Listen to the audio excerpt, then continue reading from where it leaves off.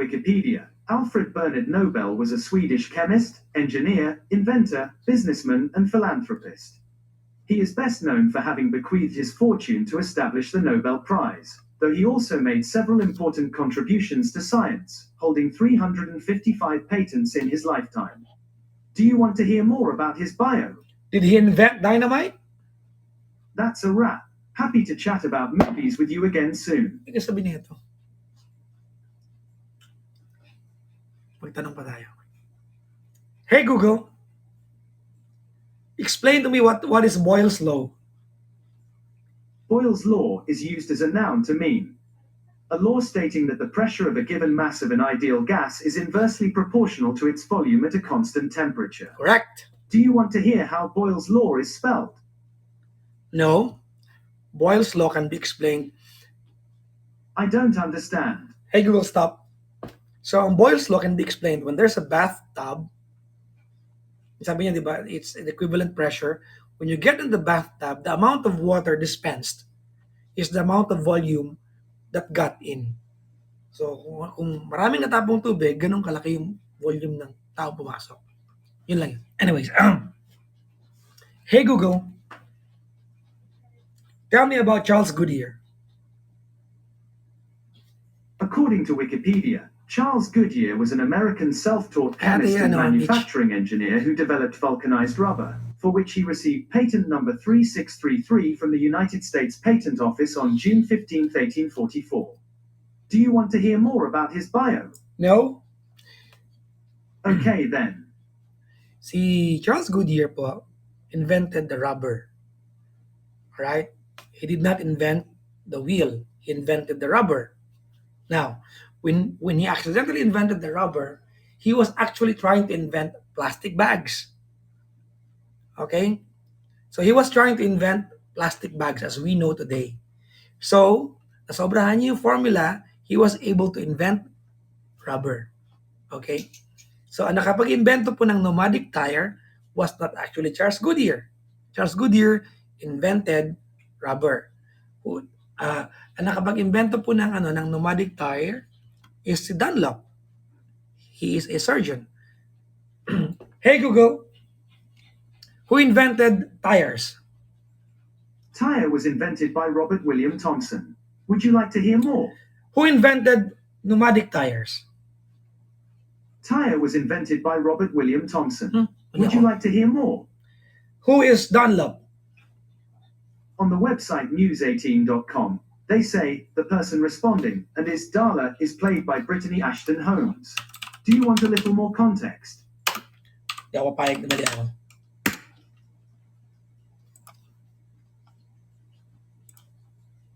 Teka lang. Makamali ako all my life. Alamin natin kung mali siya o tama ako. O mali yung tanong ko.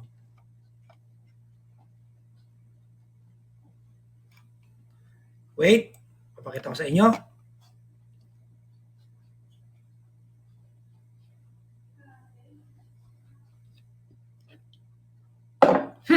Pneumatic tires. Sabi ko sa inyo eh. Basa. John Boyd Dunlop. John Boyd Dunlop was a Scottish-born inventor, veterinary, surgeon who spent most of his career in Ireland, familiar with making rubber devices. He invented the first practical pneumatic tires for his child's tricycle and developed them for use in cycle racing. Google Hindi tayo nagkakasundo. Pinapahiya mo tayong dalawa. Let's ask another question. Hey Google, who is John Boyd Dunlop? According to Wikipedia, John Boyd Dunlop was a Scottish-born inventor and veterinary surgeon who spent most of his career in Ireland.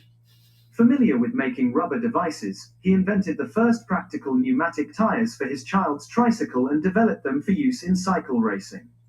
Do you want to hear more about his bio? No. Okay then. Tanyo? Tsura mo?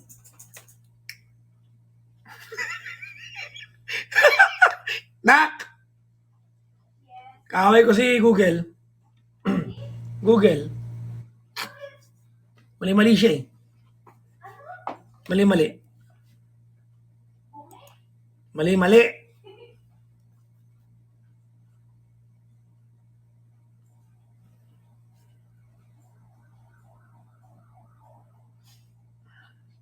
Si John Boyd Dunlop ang nakapag-imbento ng pneumatic tires. Okay? Ngayon, si Robert William Thomson, alright, mali kasi tanong ko eh, ang nakapag-imbento ng vulcanized rubber put into tires. Magkaiba pala yung patent nun. Anyways.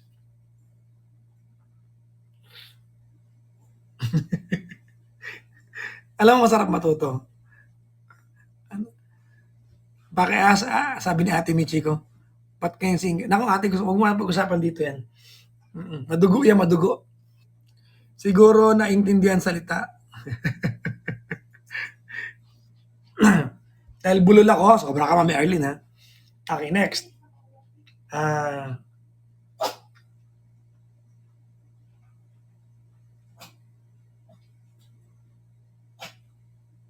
Ano bang alam ko? Kasi I like ano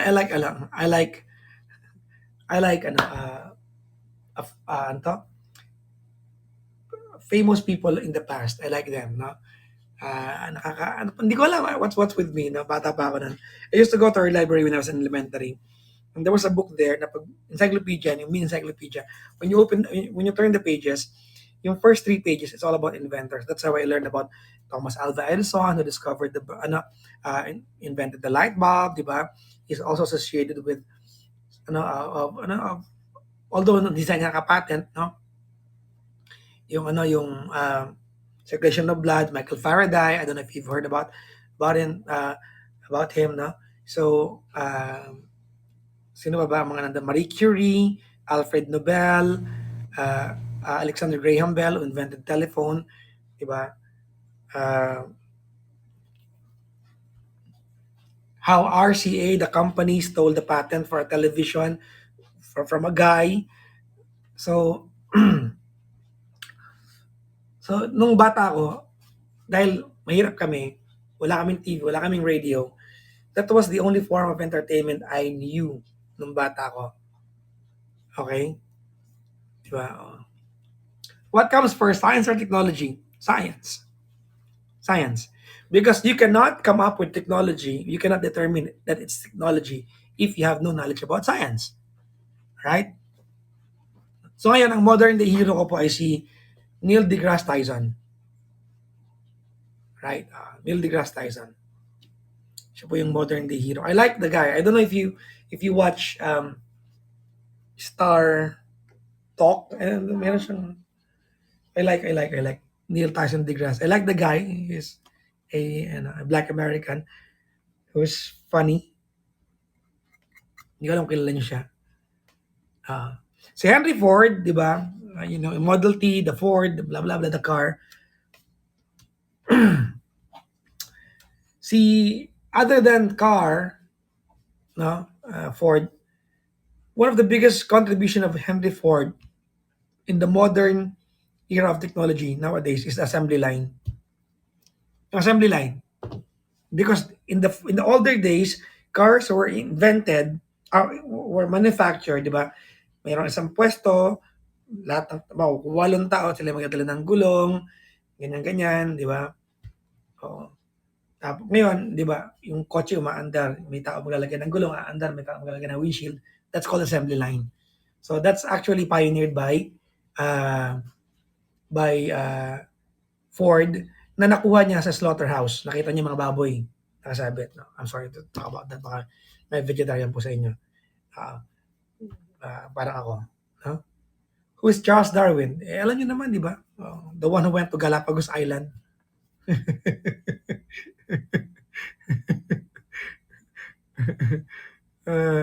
Alam natin, Michiko, which is adopted by most successful companies. Yeah. Who invented the fluorescent bulb? Is fluorescent a bulb? So, hindi ko alam, no? Fluorescent bulb. Fluorescent bulb. So, fluorescent isn't a bulb. Kasi ang bulb yung kay Thomas Alva Edison. There were two kinds of currents during that time. Thomas Alva Edison discovered the first kind of current, which is the direct current, DC, direct current, no? Mas matakaw sa kuryente, mas delikado, DC. Now, here comes another inventor, scientist slash time na yun, di ba, na pioneer of science, si Nikola Tesla, all right, he discovered and invented alternating current, AC. All right. So nowadays, the standard of most countries, I think majority of the world is actually AC. All right, AC. Nauna po si Thomas Alva Edison discovered, invented a bulb, DC. All right, direct current. Okay? Si Nikola Tesla po invented and pioneered the alternating current, which is safer. Okay, next. Naalala ko pa yung what I read on encyclopedias when I was younger. Alam mo mga yung mga first few bits and pieces natin of knowledge when we were younger. I learned about Michael Faraday, di ba? Marie Curie, uranium and whatnot, di ba? I was a fan of reading Pangaea, about Pangaea. I don't know if you've heard about Pangaea. It was actually a supercontinent of Earth. Before before time, before the Earth was broken into pieces into many continents and islands and archipelago. By the way, guys, ang islands and archipelago po, ang pagkakaiba po niyan, ang archipelago po is isang malaking mass of land na nakalubog yung ibang parts. Hindi siya hiwalay. So it's archipelago. Philippines is an archipelago. Alright? So although magkakaibang isla siya, we call it islands, pero magkakadugtong siya by geography. So it's called archipelago. Ang isla po ay hiwalay po sa island. It's almost composed of different topography and whatnot. Okay. Well, that's what. I could be wrong. Mali po ako. Di ba? Galileo Galilei. Ay, hindi. Aristotle pala alam ko. Okay. Nak, sino si Galileo Galilei, nak? Sino si Galileo Galilei?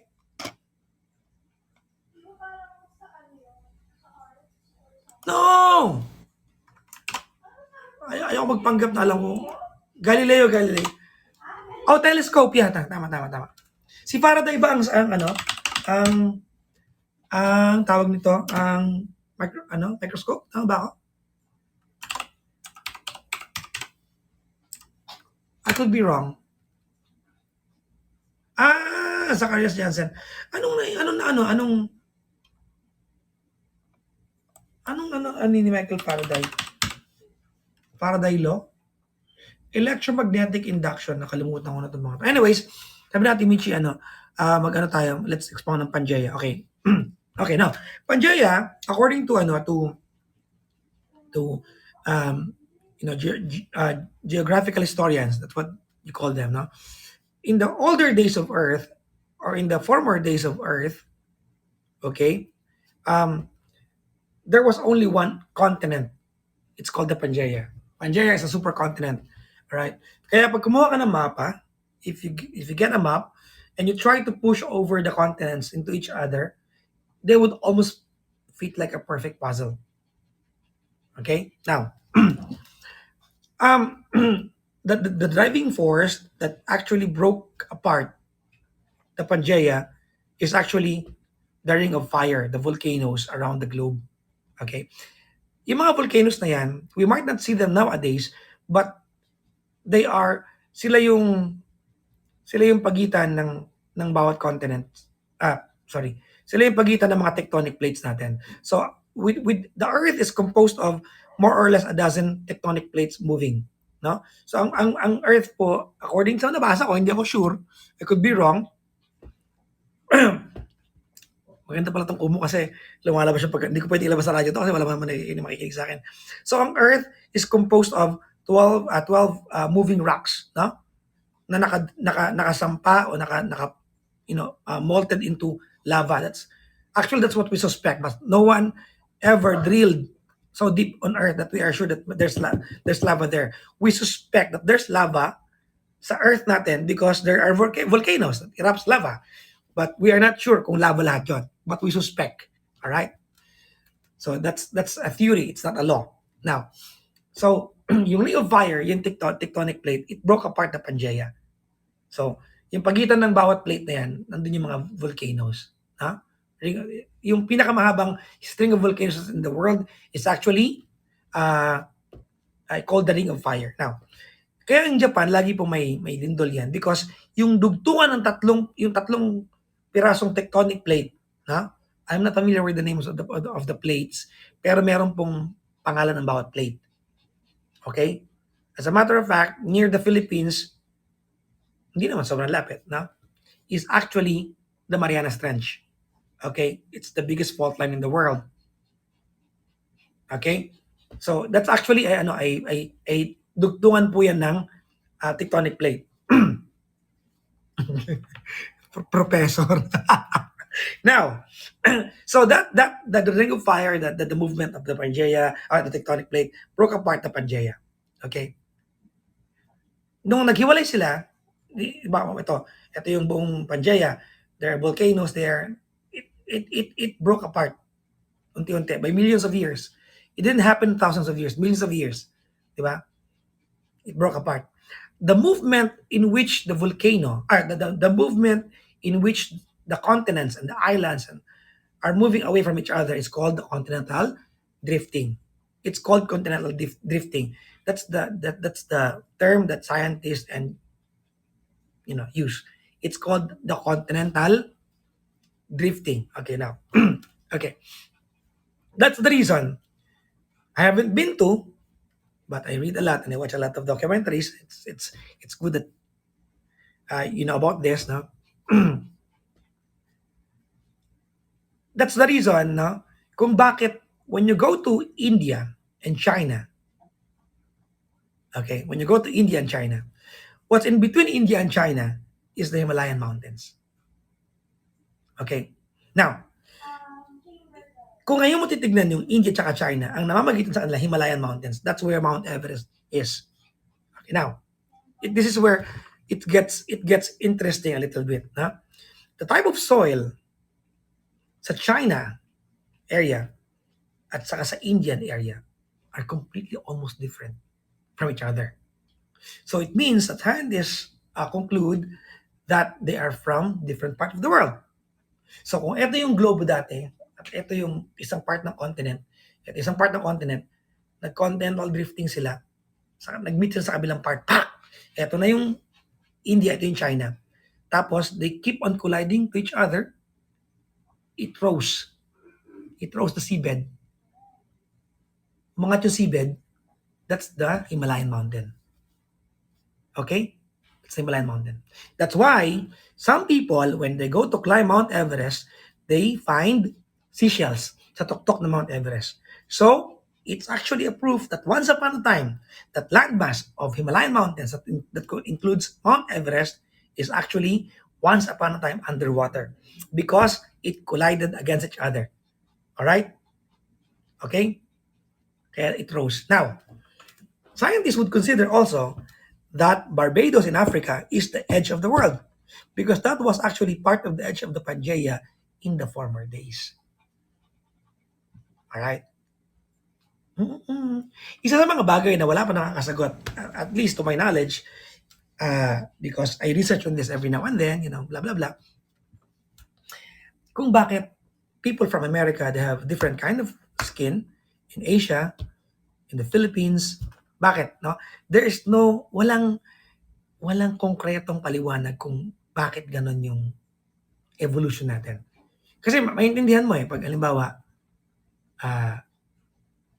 tawag nito, kumbaga parang maintindihan mo kung may merong common trait tayong lahat. Pero no the genetics will be different. Even yung mga paa, from Egyptian to Americans to Asians, magkakaiba. Di ba? Depending on climate geography. Narinig ko na yan. Kaya lang, hindi siya proven fact. It's a theory. It's not yet a law. So isa yan Ate Michi ko sa I've been wondering. Ano kaya? No? It's fun to find out. No? I had the professor in college. I'm not gonna name who. Kasi nandiyan sa Ate Michi ko schoolmate kami. Masumbong niya ako. Who proposed that Egypt, the Great Pyramid of Egypt, shouldn't be considered the biggest and the tallest pyramid in the world. Diba? Sabi ko, why? Because if you read the definition of a pyramid, pasok daw yung Banawe Rice Terraces. Dapat yung Banawe Rice Terraces yung yung, yung biggest pyramid in the world. Well, I don't know how to take that. So, I know I'm a Filipino, but I couldn't agree. So, I think Banawe Rice Terraces should be under a different category. Di ba? It's like comparing a house cat, a carrot. Di ba? It's just not there. They're not in the same category. Anyways, I love science, guys. I love. I remember I was in elementary. I have this very thick book. May sobrang kapal na book. It's a book from National Geographic Society. No? So, yun. What else? I know very little about science. I love the outer space. I know very little, di ba? Alam ko na uh, although hindi naman hindi mahirap na gawin to, but I know how to recite the order of the planets because of Mang Victor Espinosa mag-jogging sa umaga ng pumayat ka. Mang Victor. So, Mercury, Venus, Earth, Mars, Jupiter, Saturn, Neptune, Uranus, and yung natanggal sa planets, di ba? Pluto. So, Pluto, tinanggal po siya sa pagiging planet. Pasok po siya sa category definition ng planets kung planets ang pag-usapan. But the thing is, the Pluto is not unique in its orbit. There are thousands of celestial bodies within the orbit of Pluto. So scientists went like, kung papangalan natin lahat yung libu-libong yung libu-libong katabi ni Pluto na celestial bodies, then di ba, it defeats the purpose. But as well, gawin na natin planet yung buwan din. Kasi it revolves around the sun din. Di ba? So, alright, so natanggal po sa pagiging planet ang Pluto. Hindi na po siya planet ngayon. So, Pluto is no longer a planet. It's not a meteor. Alright? Okay? Kasi may orbit siya. So, ang tawag po sa Pluto ay hindi po planet. Ang tawag sa kanya ay planetoid. Parang, kumbaga sa kusina, may kutsara, merong kutsarita.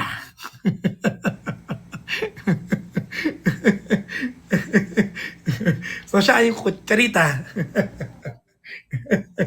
Di ba? Ay, nako.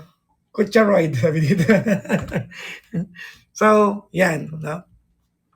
Actually, napakahiwaga sa akin ng Aurora Borealis. I haven't been there. I know it will cost you a fortune if you go to Aurora Borealis. Diba? Yung Northern Lights and whatnot.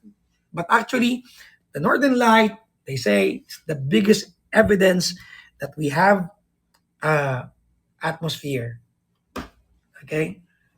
Kasi doon yung tumatama. No? So, yun. I also know that the boundary of the Earth and the outer space is called the Kármán line. Let me check kung tama pa rin ako. Baka nakalimutan ko na. Na-spell na Kármán line. I don't know how to spell it.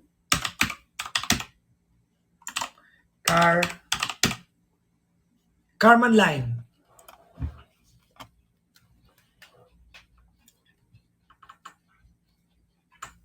Hey Google, what is Kármán line? According to Wikipedia, the Kármán line is an attempt to define a boundary between Earth's atmosphere and outer space, and offers a specific definition set by the Fédération Aéronautique Internationale, an international record-keeping body for aeronautics. So Kármán line is the set boundary of Earth and the outer space. It's called the Karman line. Now, sino si Karman ang tanong? Von Karman. Ah, okay. The Karman line. Di ba?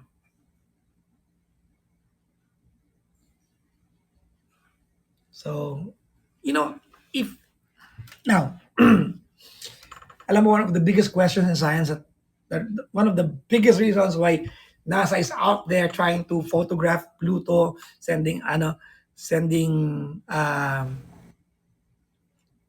the spacecrafts out there is to find the answer to the question, are we alone? I think we're not. I think we're not alone. We might not have a concrete, definitive, and what you call this? Social, what you call this? Tangible evidence or proof. But it's an arrogance to say that we are the only planet with all of the stars, with greater numbers, with all the sands in the sea. Ganun karami ang stars. Mas marami pa sa buhangin sa dagat. Scientists would say that. That we are the only planet suitable enough sa suitable enough to be livable, no? Kasi there are so many planets that scientists discovered na pasok sa Goldilocks zone ng kanilang mga stars. The sun is a star. Di ba? And the distance from the sun, which is not too hot and not too cold, is called the Goldilocks zone. So Earth is surprisingly and luckily and fortunately within the Goldilocks zone. Not too hot, not too cold. All right, so we are in the Goldilocks zone. There was a theory that, pero theory lang ito. There was a theory that in the older years of the universe, our own Milky Way, that's our galaxy, all right, that in the older days, Earth was actually closer to the sun and Mars was in the Goldilocks zone. That's why we go to Mars to check if there are remnants of past civilization and life. So we go there because there was a theory that once upon a time, Mars was a part of Goldilocks zone. That's why we go there to look for evidence.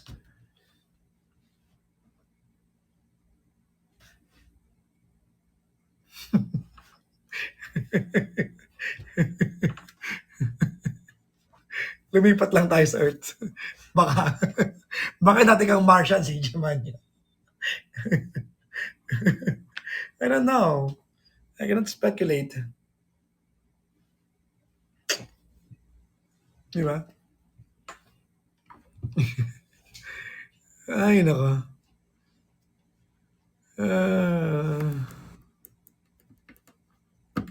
Might be a Martian. You'll never know. Might be a Martian. Di ba? I'm interested about the stars bigger than the sun. Yeah. Marami. Oh. Actually, I don't know the names. I used to memorize. There was a time before the pandemic hits. Hey, you can call me weird and nerd and whatnot. Si Ate Michi nga, marami rin alam, di weird din siya. Anyways, there was a time before the pandemic hit na ang pinag-aralan ko ay parts of the brain. Di ba? Kung di mo na ako sira ulo, I was reading notes and books and watching videos at muntik na akong bumili po. Alam niyo sa Bambang, yung mga medical supply doon, yung ginagamit sa ospital, yung paliwanag sa pasyente, yung ito po yung utak, yung parang dal na ano. Nag-build up ako ng ganun because I wanted to memorize the brain. Diba? Because I was able to watch a documentary that says we're only using 15% of our brain capacity. Even Einstein, diba, who was actually one of the most renowned intellectual person who ever lived in this world, diba, did not even use 30% of his brain capacity. So I want to study brain. Is that weird? Weird ba siya? You find it weird? I mean, honestly, actually, that's why when you hear me on air, I only know the major parts. Alright? Oo. Kasi nag-umpisa na ako mag-memorize. Ano yung mga alam mong parts? The frontal lobe, which is the municipal hall of your brain. It makes the executive decisions. Diba? The parietal lobe, the temporal lobe, temporal here, parietal, and the occipital lobe. Diba? Oo. So, doon ako natigil. I was supposed to memorize the brain parts. And I was like, no. I will be so unattractive. Di ba? There was a time sa history natin na pag ang daming alam na kung ganyan-ganyan, di ba? Parang nerd yan. Huwag yung, huwag niyong kaibiganin yan. Di ba? Doon ako na uwi, di ba? The frontal, parietal, occipital, and temporal lobe plus the cilia. There are tiny, there are very tiny hairs in your ears near to your brain that actually determines your spatial orientation is spatial SPATIAL spatial orientation, di ba? Yung mga buhok na yon. So kapag halimbawa umiikot-ikot ka gano'n, umiikot-ikot ka, di ba? Yung mga buhok na yun yung sumasayaw, na disorient sila o di kaya pag nakataob ka. Yes? Yeah. I'm trying to explain something on, yeah. So yun, spatial orientation. Cilia, yeah. So nag-umpisa ko na memorize. You see? How weird is your papa? Diba? Ay, nako.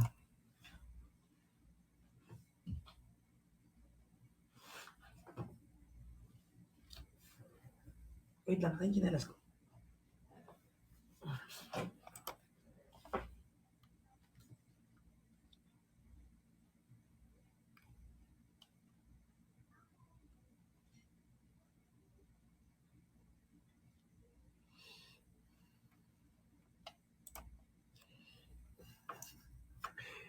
Ay, no.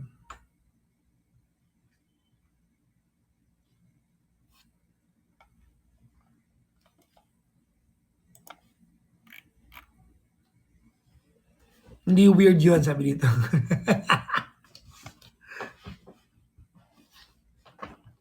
Wait lang, guys.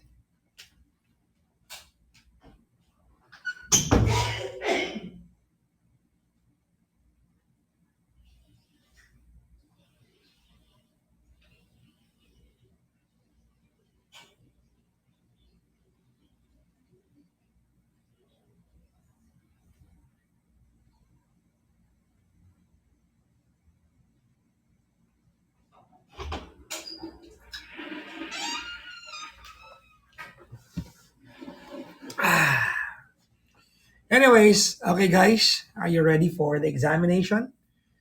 I hope you are. Because that's all that I know. Na-share ko na yata lahat. Uh, it's fun to know things, honestly. Uh, it's fun to know things.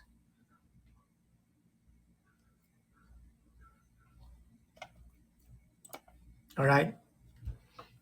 It's fun to know things. It's fun to study. Diba? Masarap mag-aaral. Diba? Kaya ako, every night, before I go to bed, I watch documentaries. Now, I'm being addicted to North Korea. Alam niyo, I even say it on air. I'm so addicted with North Korea. I want to go to North Korea. I want to go to Cuba. I want to go to Ashgabat. All right. I want to go to Ashgabat and North Korea and Cuba. Di ba? May alis, naku, nahuli ka pa sa exam. Turkmenistan, yeah. Di ba?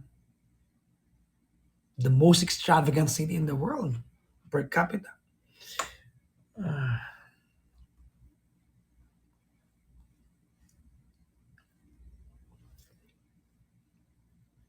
I'm gonna go there. I wanna go to Lebanon. You know, the places they say that it's dangerous, di ba? Pero parang, di ba, ang Philippines in the former days when there was fighting in Mindanao, people from other country would say, well, don't go to Philippines kasi may giyera. But it was a part of Mindanao, not in Manila. So I think may mga lugar na akala natin patayan lang ang nagaganap doon. But it's the whole country and yung only part lang naman na magulo ay a certain region lang naman. Diba? Hindi pa ako magaling, Ate Ems. Hindi ako magaling. I just like reading and sharing, no? Oh, by the way, I was watching Animal Planet the other day and I found out, according to the narrator, the owl, yung kwago, ang kwago walang ears. Walang ears. So yung mata nila, di ba yung mata nila ganyan? Tapos yung feather na mata nila palibot na ganun. Those are sensitive feathers pala. That's how they hear. Yan. Yung feathers dito, parang sonar nila yon. Di ba? Kumbaga, bats, di ba, would use echolocation, di ba? Bats would use echolocation, di ba? So, very acute yung sense of ano. So, yun naman, yung sa owl naman. So, I could be wrong. Let's ask Google. Hey, Google. How does owl hear? On the website owlpages.com,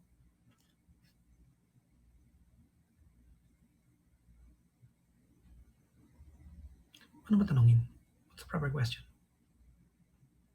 Parang maling tanong ko. Parang magulo ako. Parang bobo yung tanong ko. No?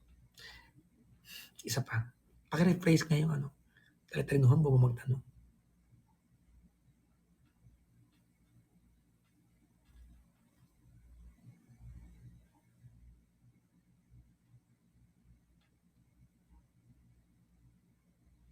Hey Google, do owls have ears? I understood. How do owls have ears? Is that right? No. Okay, I wasn't sure. Hey Google, do owls have ears? On the website thekillers.net, they say they listen by sensing vibrations from the ground via their feet, and eyeless ones like driver ants are able to communicate through the use of their antennae. I also found an answer to this question. How do ants hear? Hindi Do you ants, want to owl. hear it? No. Anong ants? All right. Hey Google, do owls have ears? On the website thekillers.net, they say they listen by sensing vibrations from the ground via their feet, and eyeless ones like driver ants are able to communicate through the use of their antennae. Hey Google, stop. Making my head hurt.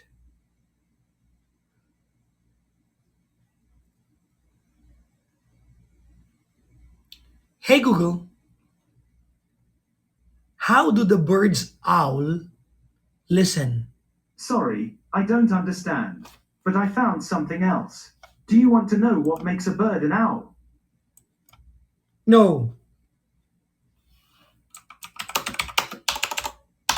Mag-Google na lang tayo.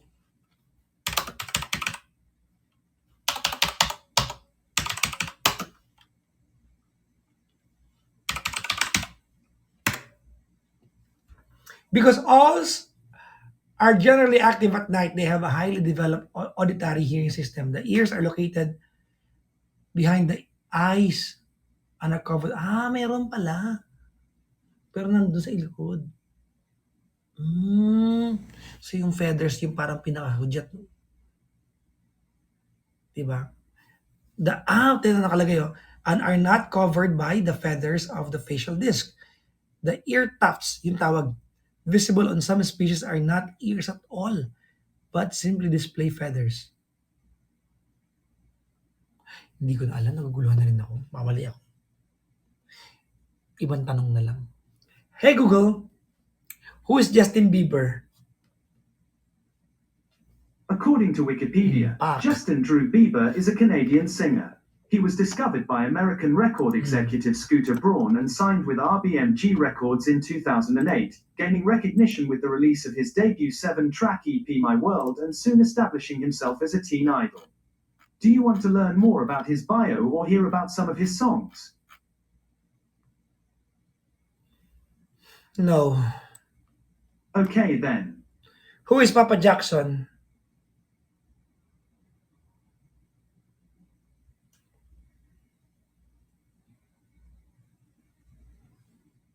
Hey Google, who is Gandang Kara? On the website creativeden.com, they say, one of the country's most loved radio DJ, Gandang Kara, is known for her good vibes and heartfelt love advice.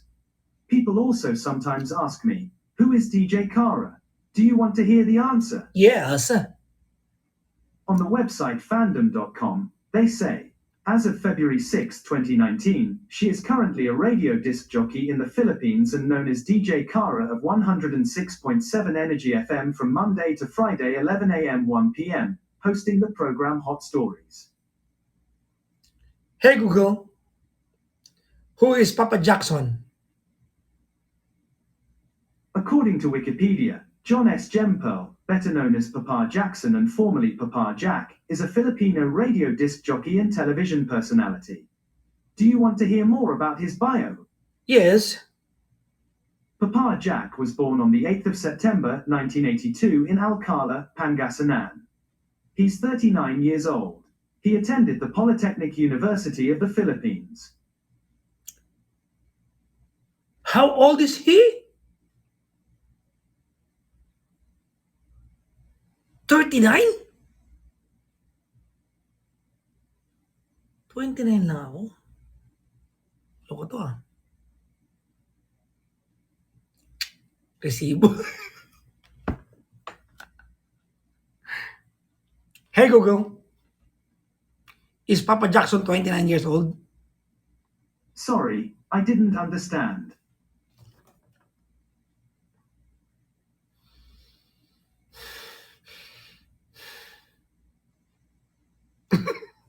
Dapat di ko tinanong Apisti.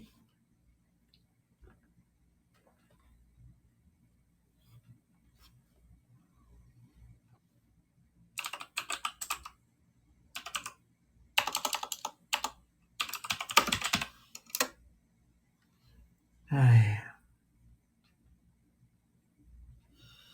Anyways guys, ako yung ano na. And if you're listening kanina sa akin, I said,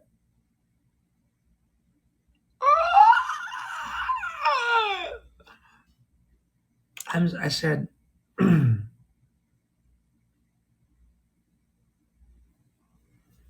gonna go. Ay, bababutin ni Mami ng. Thank you. Saan namabot ng 50K? No. Yes. Bago tayo matapos, kakantahan ko muna kayo ng, kahit di ako singer.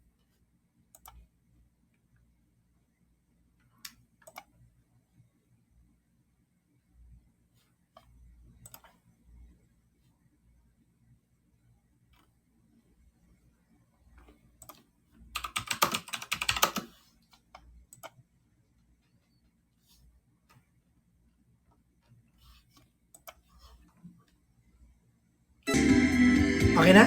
Hala, wala pa 50k. Ano ba yan? Kailangan 50k tayo. Sige na, abutin nyo na. Sige na.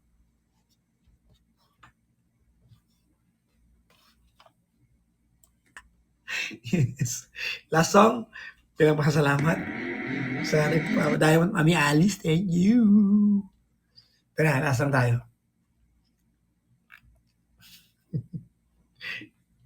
Kasi mo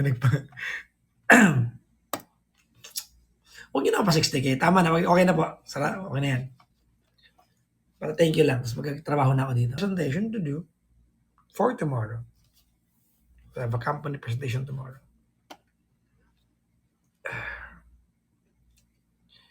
Pahinga ka na. Hindi pa, Ate Ems. I'm gonna work until 5 in the morning. Opo. Mag-work po hanggang bukas. Okay. Uy, salamat sa pag-stay nyo. Wala na last. Okay na yan. Okay na.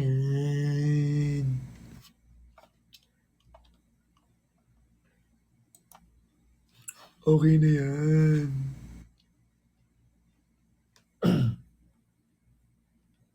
Gina kita.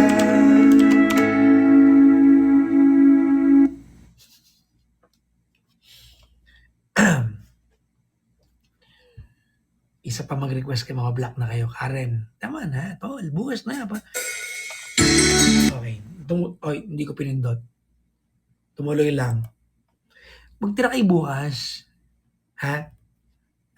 Sus!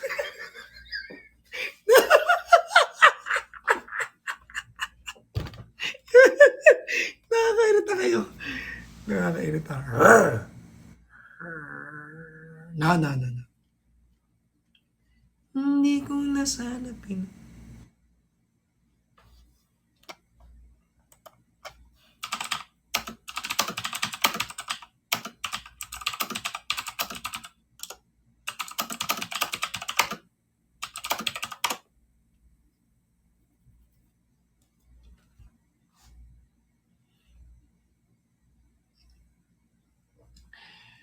Okay na guys.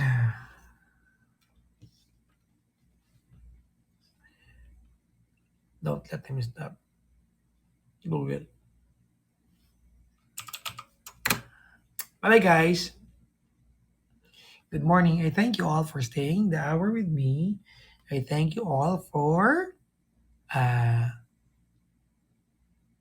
may tinga ba ako? Wala. I thank you all for tolerating me. Tapos ko na yung tiya ko.